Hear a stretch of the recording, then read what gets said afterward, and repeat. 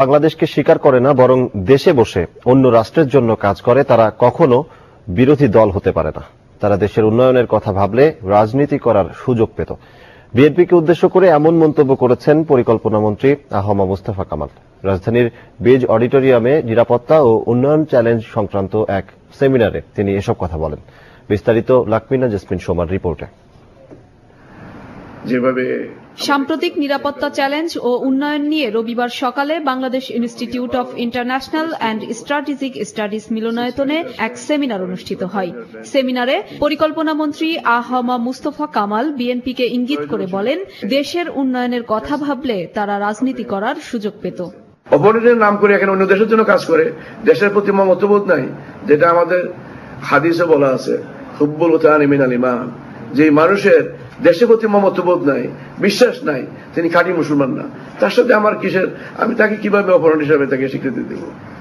সেমিনারে সাবেক সেনাপ্রধান অবসরপ্রাপ্ত লেফটেন্যান্ট জেনারেল নুরুদ্দিন খান বলেন, জঙ্গি দমনে বাংলাদেশকে আমেরিকা কিংবা ভারত সাহায্য করতে চাইলেও নিজেদেরই এর সমাধান করতে হবে। পরিবর্তন আনতে হবে শিক্ষা ব্যবস্থার।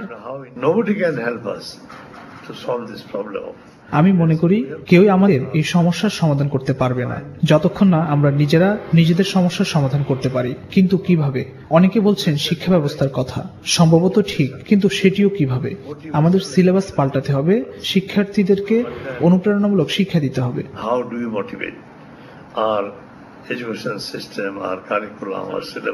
সেমিনারে বক্তারা বলেন, গুলশান হামলার পর অতিরিক্ত নিরাপত্তা দিতে গিয়ে সেখানকার উন্নয়ন ব্যাহত হচ্ছে।